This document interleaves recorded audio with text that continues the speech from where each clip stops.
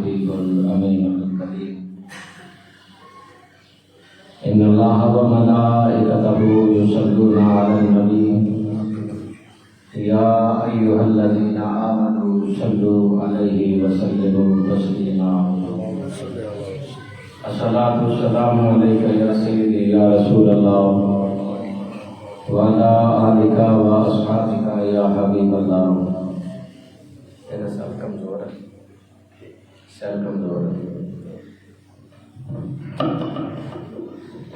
الصلاة والسلام عليك يا سيدي يا رسول الله وعلى آلك وأصحابك يا رحمة للعالمين. الصلاة والسلام عليك يا سيدي يا رسول الله وعلى آلك وأصحابك يا خاتم النبيين. اس ماہ مقدس کا دوسرا جمعہ مبارک اللہ نے ہمیں نصیب کیا. دعا ہے اللہ تعالیٰ آج کی ہماری اس حاضری کو قبول فرمائے اور اسی طرح جو باقی ماہ صیام رہتا ہے اس کی برکتیں رحمتیں اپنے دامن میں سمیٹنے کی توفیق عطا فرمائے. زندگی ہے اس کا کوئی پتہ نہیں چلتا. یہ جہاں راجہ صاحب بیٹھے ہوئے ہیں وہیں پہ میر صادق صاحب پچھلے جمعہ بیٹھے ہوئے تھے. تو کتنا ٹائم گزرا؟ 8 جمعہ ہے. تو اس کا کل کا ختم ہی ہو گیا. جس زندگی کو ہم سمجھے ہیں نا کہ بڑی کوئی وفا والی زندگی جیسا کوئی بے وفا مخلوق میں شاید کوئی نہیں. زندگی میں آج تک کسی سے وفا نہیں کی.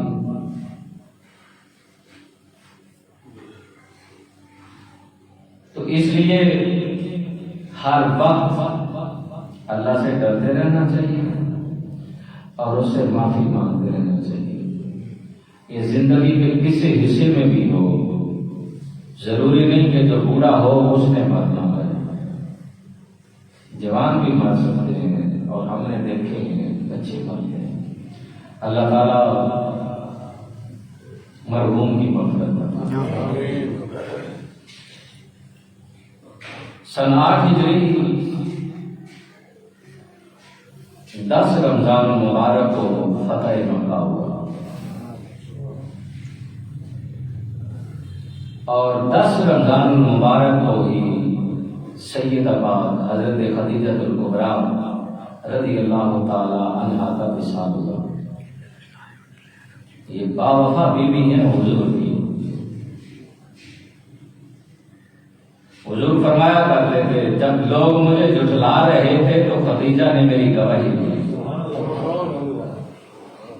جب لوگ مجھ سے چھین رہے تھے خدیجہ نے اس وقت اپنی دولت مجھ پہ نثار کی. آج لوگ کہتے ہیں ہم نے بڑی قربانیاں دی ہیں حضور کی خاطر، کسی نے کچھ بھی نہیں دیا، ہم تو اپنا نام چمکانے کے لیے. تو فتح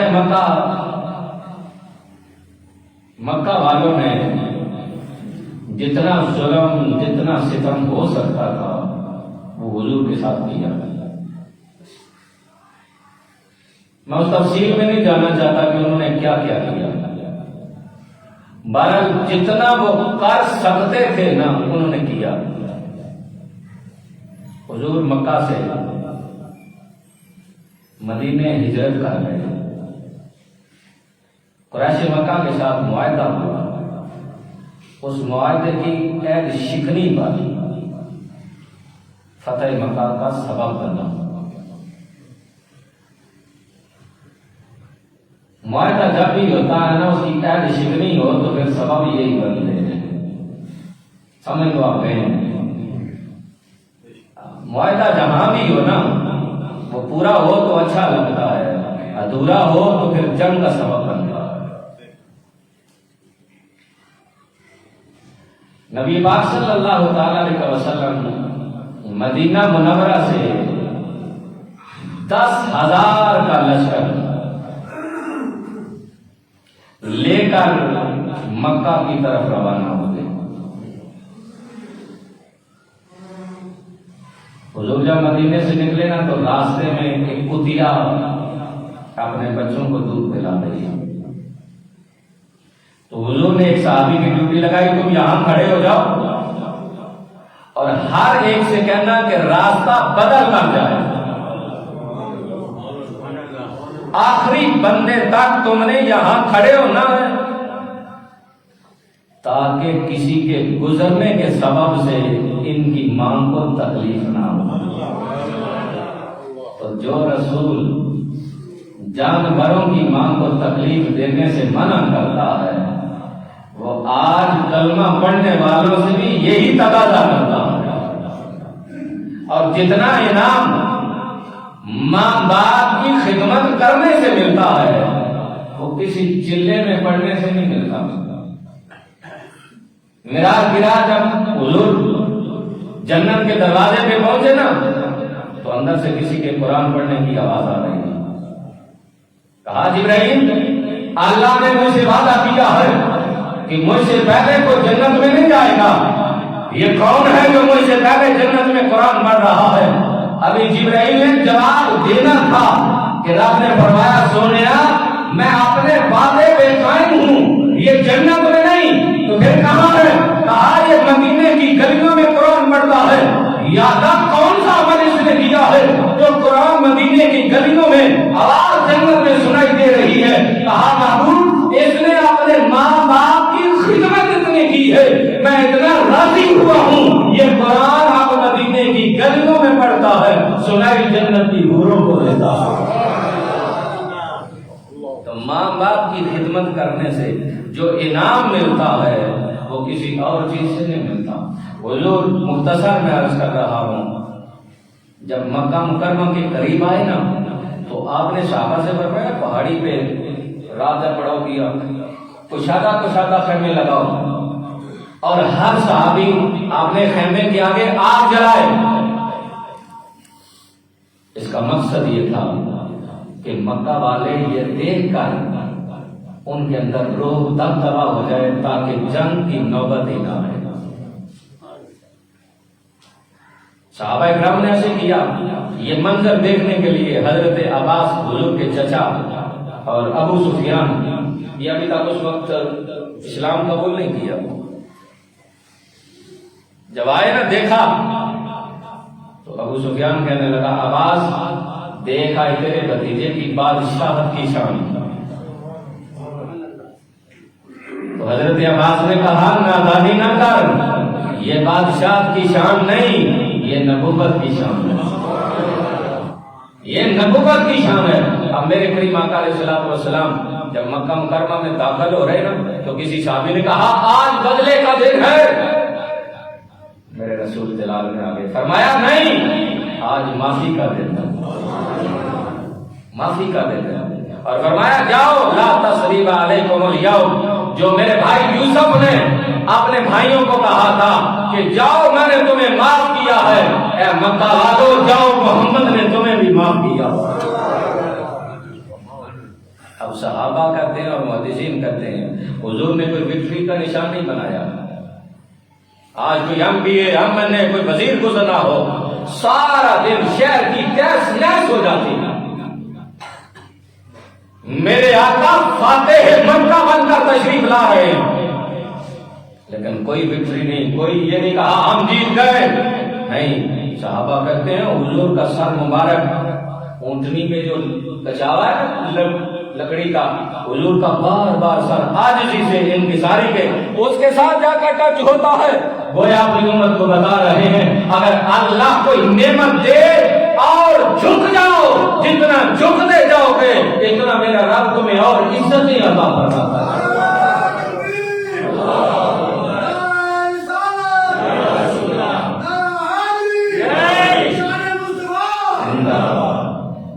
کریم آقا علیہ السلام تشریف لائے شن حرم کے اندر. قصوہ نامی اونٹنی پہ آپ سوار ہیں. اسی اونٹنی پہ سوار ہو کر حضور نے کعبۃ اللہ کا طواف فرمایا. اونٹنی پہ سوار ہو کے کعبے کا طواف فرمایا. طواف فرمانے کے بعد جب دیکھا تو 360 بتیں. صحابہ کہتے ہیں حضور کے ہاتھ میں چھڑی تھی. چھڑی کو اوپر کیا, یوں اشارہ کرتے تھے اور ساتھ قرآن کی آیت پڑھتے تھے, جال حق و وضاحق الباطل. بت اوندا گرتا اور ریزہ ریزے ہو جاتا. جو اوپر رہے کہا علی جی آقا, فرمایا آ جاؤ میرے کندھوں میں. اوپر چڑھ کے یہ جتنے بت ہیں ان کو نیچے گرا دو اور دنیا میں اعلان کر دو کہ محمد نے سارے بتوں کو گرا ڈالا. آج کے بعد نہ حسد کا بت, نہ غرور کا بت, نہ تکبر کا بت, نہ اناد کا بت, نہ جاہلیت کا بت. محمد نے سارے بتوں کو اپنے قدم پہ نیچے رکھ کے رونگ ڈالا ہے. آج کے بعد میری امت کے اندر کوئی بت نہیں رہے گا. نعرہ تکبیر, نعرہ رسالت, نعرہ حیدری, شان مصطفیٰ, شان مصطفیٰ, شان مصطفیٰ. آپ بھی اپنے دلوں کو بوجھل نہ کرو. دشمنیاں, حسد, بغض, کینہ, یار رب نے یہ دل اس لیے نہیں دیا کہ یہاں مخلوق کو پاک رکھو. رب نے دل دیا ہے اس میں یا پروردگار کی محبت رکھو یا مدینے کے تاجدار کی رکھو. تھوڑی سی زندگی ہے, اس دل کو اتنا بوجھل نہ بناؤ اور اپنے حافظے پہ پھر زور دیتے ہیں اس نے میرے ساتھ کیا کیا ہے اور میں نے اس کے ساتھ کیا کرنا. اسلام میں صرف کی اجازت نہیں دیتا. میں عرض کر رہا ہوں, حضرت علی احترام نے عرض کیا, یا رسول اللہ صلی اللہ تعالی علیہ وسلم آپ میرے کندھوں پہ آتے ہیں. شیر خدا ہے جسے کہا جاتا ہے اللہ کا شیر. اتنی پاور کہ خیبر کا قلعہ 40 آدمی ہلاتے ہیں, ہلتا نہیں.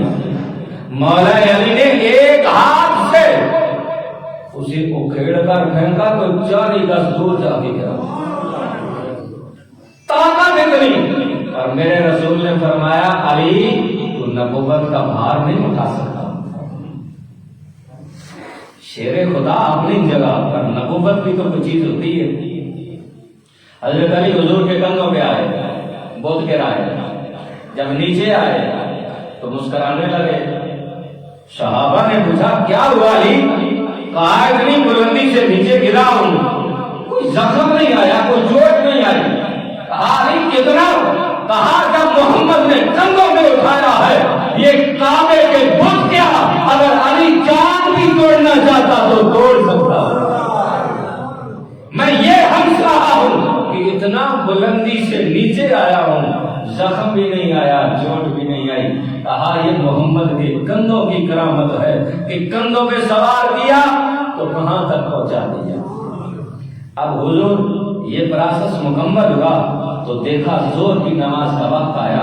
فرمایا بلال کہاں ہے؟ آقا حاضر ہوں. فرمایا آج کعبے کی چھت پہ چڑھ گیا. سبحان اللہ. کدو آنکھنی دے پیچھے تو بابا رونق مان گئی سی تو عادت بن گئی سی. سبحان اللہ خیر نہیں ہوں پھر کھل گئی ہے. روزے تے حاجی صاحب الحمدللہ سی بھی رکھے کہ تسی آپ بڑی پڑھائی لینی ہے, سارا کام مولویاں دے کھاتے چ پا دے. بندہ بولتا چنگا لگتا ہے وہ بھی رب دے نام دے. فرمایا بلال کعبے کی چھت پہ چڑھ گیا. یہ عزت کم ہے؟ حبشہ کا غلام ہو, رنگ کالا ہو, اسے زیر حرم کے اندر کافروں نے اپنی مرضی سے مارا ہو اور مارتے رہے ہو اور تسلیم کرتے رہے ہو. جب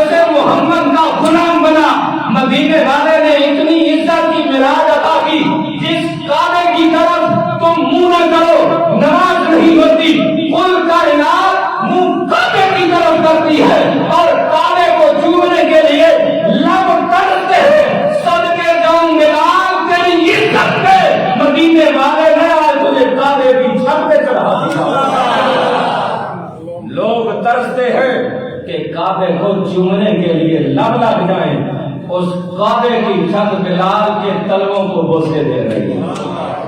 یہ کس کا صدقہ ہے؟ میرے نبی کی غلامی کا۔ اب کعبے پہ چڑھے تو کہا آقا کیا حکم ہے؟ فرمایا زور کا وقت ہے، اذان کرو۔ اب توجہ چاہوں گا، حضرت بلال نے یوں کیا، جب یوں کیا نا تو خیال آیا نیچے ہوتا تھا، منہ کعبے کی طرف ہوتا تھا، اب کعبے کی چھت پہ کھڑا ہوں تو منہ کدھر کروں؟ تو میرے حضور مسکرائے، فرمایا بلال کیا ہوا؟ آقا منہ کدھر کروں؟ کعبہ تو نیچے ہے۔ کہا کعبہ نیچے ہے نا، کعبے کا کعبہ محمد تو سامنے ہے، منہ میری طرف کر۔ اب علماء نے ایک بات لکھی ہے، حضور ساتھ طواف کر رہے تھے اونٹنی پہ، آہستہ آہستہ دھیمے دھیمے اونٹنی چل رہی ہے۔ حضرت بلال نے کہا اللہ اکبر اللہ اکبر، حضور ادھر آ گئے، اشہد ان لا الہ الا اللہ اشہد ان محمد رسول اللہ۔ علماء لیتے ہیں جہاں جہاں حضور گھومتے رہے، کعبے کی چھت پہ بلال گھوم کے اذان پڑھتا۔ اب یہ نماز کا مکمل ہوگا۔ اب ایک وقت تھا جب مکہ فتح نہیں ہوا تھا، چابی تھی عثمان بن طلحہ کے پاس۔ حضور نے چابی مانگی کہ مجھے دے، میں جا کر کے عبادت کرنا چاہتا ہوں۔ تو اس شخص نے کہا تھا محمد مکہ میں رہنے والے ہر شخص کو چابی مل سکتی ہے پر آپ کو نہیں دوں گا۔ اللہ اکبر۔ میرے حضور نے کوئی پیس مباحثہ تکرار نہیں کیا، صرف اتنا ارشاد فرمایا یاد رکھنا ایک دن چابی محمد کے ہاتھ میں ہوگی، جسے چاہے گا دے گا۔ برادران اسلام کا وقت گزرتا گیا عثمان بن طلحہ وہ شخص جو کعبے کا متولی ہے، کعبہ کی دیکھ بھال کرتا ہے، انتظامات کرتا ہے۔ جس طرح ہمارے مسجد کے خاتم عظیم صاحب ہیں، سارے مسجد کے انتظامات کرتے ہیں، معاملات دیکھتے ہیں، اسی طرح کعبے کا متولی عثمان بن طلحہ یہی کرتا۔ جب حضور نے کہنے لگا محمد بن عبداللہ سب کو چابی ملے گی لیکن آپ کو نہیں ملے گی، مکہ میں رہنے والے ہر شخص کو چابی دوں گا لیکن آپ کو نہیں دوں گا۔ میرے نبی نے فرمایا سن آج محمد اعلان کر رہا، ایک دن یہی چابی محمد کے ہاتھ میں ہوگی، پھر میں جسے چاہوں گا دوں گا۔ کہنے لگا وہ وقت کہاں آئے گا؟ کیا مکہ والے سارے کٹ جائیں گے؟ کیا مکہ والے سارے مر جائیں گے؟ کیا مکہ والوں کی نعت خواہ کر دو کہ وہ دل بھی دیکھنا ہوگا؟ حضرت محمد مصطفیٰ صلی اللہ تعالی علیہ وسلم جب تشریف لائے، آپ لائے تو آپ نے فرمایا کہاں آیا عثمان بن طلحہ؟ عثمان بن طلحہ کہتا لوگوں میرا دل بھی کام گیا، میری روح بھی کام گئی کہ آج وہ وقت آ گیا جو محمد رسول اللہ نے مجھے پہلے بتایا تھا۔ کہتے ہیں میرے ہاتھ میں چابی تھی، میری روح بھی کام رہی ہے، میرا جسم بھی کام رہا ہے، لیکن زبان میرا ساتھ نہیں دے رہی، زبان لڑکھڑا رہی ہے۔ اب کیا کرتا؟ حضور نے بلایا، کہتے ہیں میں کامتا رہا، حضور نے میرے ہاتھ سے چابی لی، چابی لے کر فرمایا لوگوں یہ وہی عثمان بن طلحہ جس سے میں نے چابی مانگی تھی، اس نے مجھے کہا تھا محمد سب کو چابی میرے سکتی ہے لیکن آپ کو نہیں ملے گی، اور کہا کہ اس نے مجھے چابی دینے سے انکار کیا۔ کہا یہ عثمان بن طلحہ، میں آمنہ کا لال ہوں، میں رحمت اللہ عالمین نبی بن کر آیا ہوں۔ اور میں مکہ والوں سن لو آج محمد بھی اعلان کر رہا ہے کہ چابی کسی اور کو نہیں عطا کروں گا۔ عثمان بن طلحہ عثمان بن طلحہ تکبیر، نعرہ رسالت، نعرہ حیدری۔ کہا عثمان بن طلحہ یہ لو چابی، اور قیامت تک تیری نسل کے پاس رہے گی، کوئی نہیں لے گا۔ عثمان بن طلحہ کہتے ہیں کہ میری چیخیں نکل گئی، اتنا قریب رسول گرا قدموں میں کہا سونے پہلے کلمہ پڑھا نا تو بعد میں چابی عطا کر۔ آج بھی جاؤ، اگر اللہ موقع دے تو کہیں کسی عربی کو پکڑ کے پوچھ لینا یہ چابی کس کے پاس ہوتی ہے؟ وہ کہے گا اسی خاندان کے پاس جسے رسول اللہ دیں گے۔ یہاں پہ فتح مکہ میں ختم کر رہا ہوں۔ دوسرا 10 رمضان مبارک کو حضرت سیدہ خدیجہ الکبریٰ رضی اللہ تعالی عنہا آپ کا وصال ہوا۔ یہ حضور کی باوفا کی بھی، حضور فرمایا کرتے تھے کہ جب لوگ مجھے جھٹلا رہے تھے نا تو خدیجہ نے میری گواہی دی،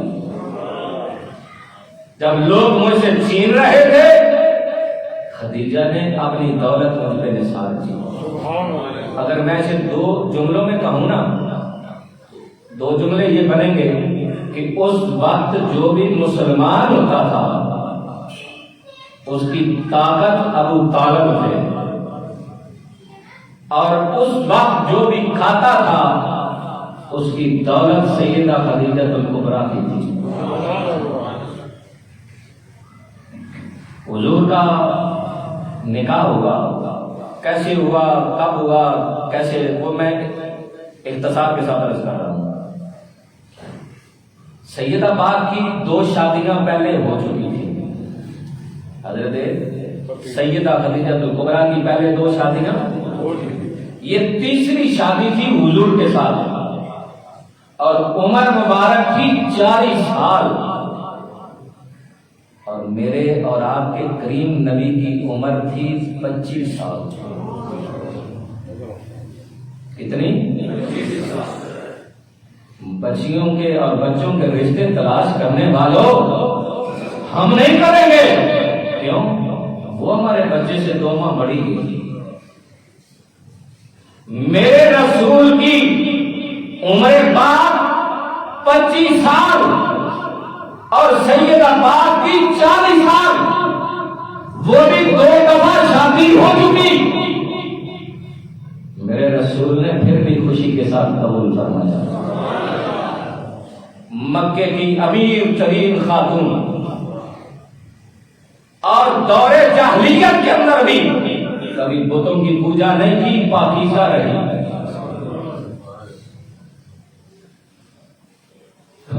سنت جی شادی ہم کریں گے، میں نے کہا سیرت بھی تو دیکھنا، ہم اصل میں سنتیں وہ دیکھتے ہیں، حلوہ سنت ہے، میٹھی میٹھی حلوہ سنت ہے، تو پتھر کھانا بھی سنت ہے، گالیاں کھانا بھی سنت ہے، اور اپنے سے بڑی خاتون کے ساتھ 2 دفعہ بیوہ ہونے والی عورت کے ساتھ شادی کرنا بھی سنت ہے۔ ہم نہیں کریں گے جی اپنے بیٹے کی شادی، وہ تو ہمارے بچے سے بڑی ہے، 2 دن بڑی ہے، افسوس۔ نبی پاک صلی اللہ تعالی علیہ وسلم نے 25 سال سیدہ پاک کے ساتھ گزارے، 25 سال۔ حضور کی جتنی اولاد پاک ہے اللہ نے وہ سیدہ پاک سے عطا کی۔ سیدہ پاک صبح اٹھتی، حضرت ابو بکر صدیق کہتے ہیں کہ حضرت سیدہ سونا لاتی اور سونے کا ڈھیر لگا دیتی میرے قد سے بڑا، کہتے ہیں کہ میں اگر کھڑا ہوتا تو سونے کا ڈھیر اتنا ہوتا تھا کہ دوسری جانب بندہ دکھائی نہیں دیتا تھا۔ تو کہتی کیا تھی؟ بیٹھ کے کہتی آ جاؤ میرے محمد کا کلمہ پڑھ لو اور اپنی جولیاں سونے سے بھرتے جاؤ۔ آج لوگ کہتے ہیں ہم نے بڑی قربانیاں دی ہیں، میری اور آپ کی اوقات کیا ہے کہ ہم نے حضور کے لیے قربانیاں دی؟ ہم نہیں دیتے، ہم تو صرف اپنا نام چمکانے کے لیے حضور کا نام لے، ہم نہیں دے سکتے۔ حضرت ابو بکر صدیق کہتے ہیں کہ سیدہ پاک بیٹھتی سارا دن شام تک سونا بانٹتی تھی اور فقط یہ کہتی تھی لوگوں آ جاؤ میرے وارث کا کلمہ پڑھتے جاؤ، میرے محمد کا کلمہ پڑھتے جاؤ، اور سونے سے اپنے جھولیاں بھرتے جاؤ۔ لوگ آتے کلمہ پڑھتے جھولیاں بھرتے اور چلے جاتے۔ شام ہوئی تو مدینے کے تاجدار تشریف لائے، وہ چادر جس پہ سونا رکھا ہوا تھا میرے کریم آقا علیہ السلام نے اس چادر کو اٹھایا اور جھاڑا علماء کہتے ہیں کہ حضور نے یوں سیدہ پاک کے چہرے کی طرف دیکھا اور کہنا یہ کہتے تھے کہ سیدہ تم نے اپنی دولت میرے نام پہ نثار دی ہے، تیرا شکریہ۔ سیدہ پاک فوراً قدموں میں گری اور اپنی چادر سے نالین صاف کرنے لگی، کہا اے میرے سردار، اے مدینے کے تاجدار، اے محبوب رب العالمین، میں نے صبح اٹھ کر جو تیرے چہرے کی زیارت کی تھی اس ایک نگاہ کی میں نے یہ نظر اتاری ہے، کوئی اور کچھ نہیں۔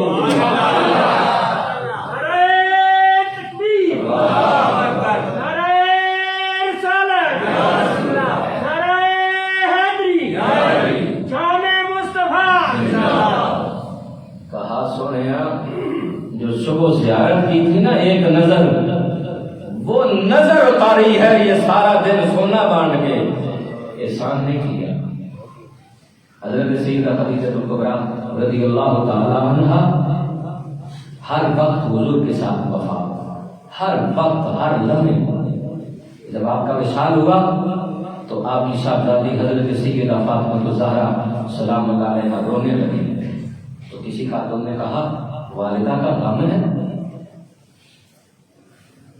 کہا غم ہے، پر میں اس وجہ سے نہیں رو رہی، رو اس وجہ سے رہی ہوں کہ میری ماں نے میرے بابا پہ اتنا مال و دولت قربان کر دیا کہ آج ہمارے گھر میں دیے کے اندر تیل ڈالنے کے لیے بھی باقی۔ مثال سے پہلے اپنی بیٹی سے فرمایا فاطمہ سے، فاطمہ جاؤ اپنے بابا کو کہو کہ کیا میرے کفن کے لیے اپنی مزمل کی چادر دیتی؟ تو میرے کریم آقا علیہ السلام کی آنکھوں میں آنسو آ گئے، اپنی چادر اتار کر بھی کہا بیٹا لے جاؤ، جب تیاری ہو جائے تو مجھے بھی بتانا۔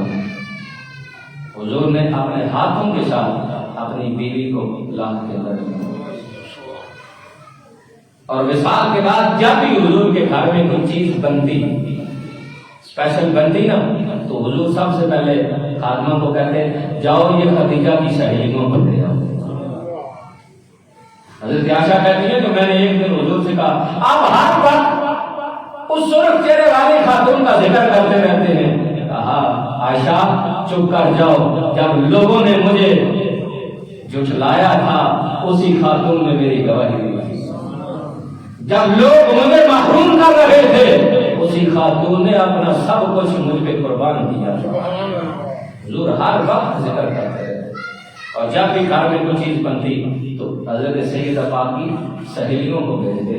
اسی لیے علماء نے کہا ہے کہ ماں باپ کے جو رشتے دار ہیں، جن کے ساتھ رشتہ ہے، ناتا ہے، تعلق ہے، دوستی ہے، جن کے ساتھ تمہارا باپ خوش ہوتا تھا، ان کے ساتھ اگر تم احترام کے ساتھ پیش آؤ گے تو تمہارے ماں باپ کی روح خوش ہوگی۔ تو اللہ تعالیٰ مجھے اور آپ کو عمل کی توفیق عطا فرمائے۔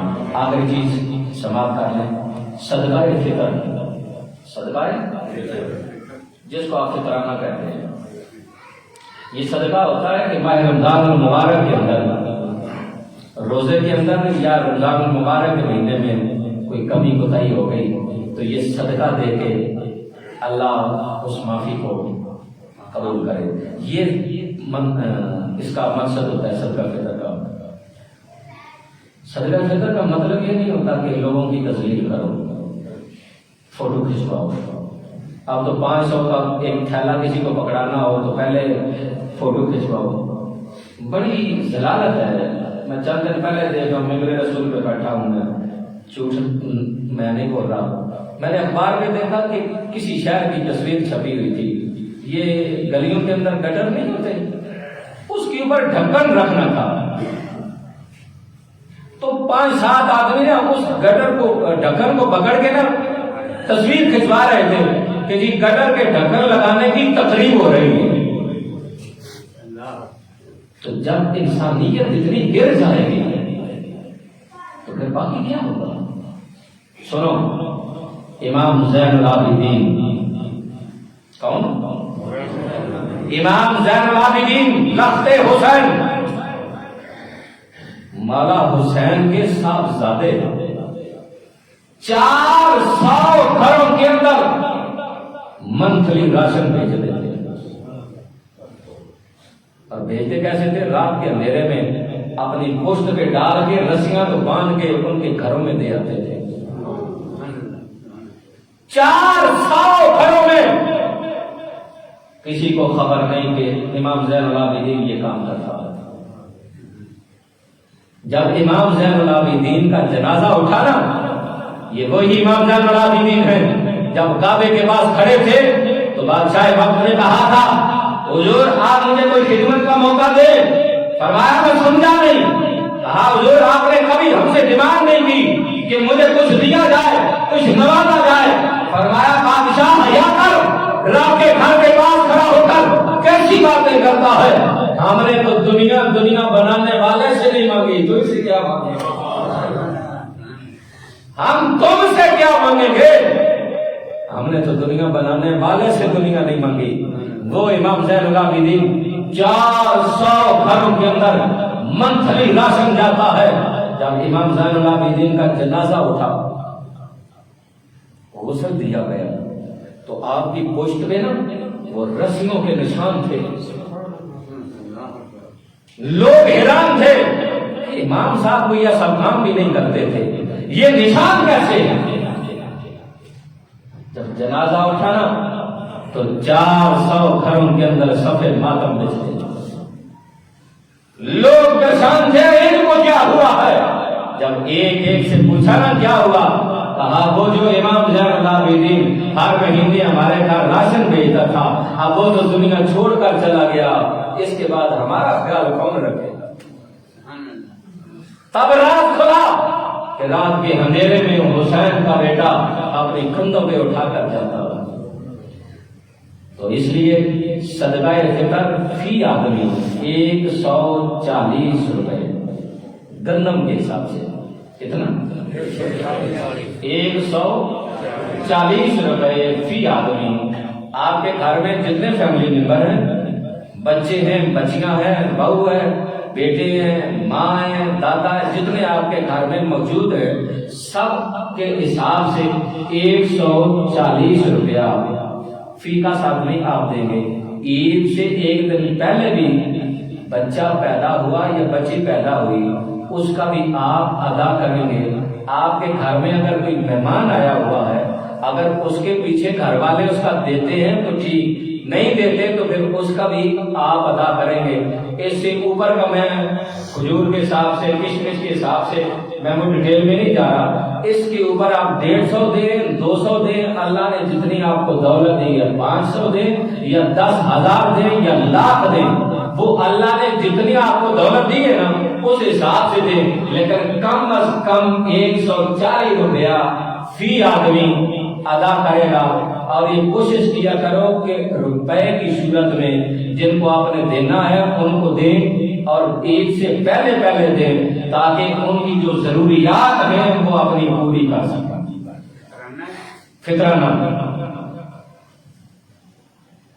آپ کیا کرتے ہیں، 500 کا تھیلا بنایا، یہ ہم اپنی فیملی کا تمہیں فطرانہ دے رہے ہیں، اس کو ضرورت ہی نہ ہو، اسے ضرورت ہو، بچے ضد لگا کے بیٹھے ہوں، بچی ضد لگا کے بیٹھی ہو کہ مجھے عید کے لیے کپڑے چاہیے۔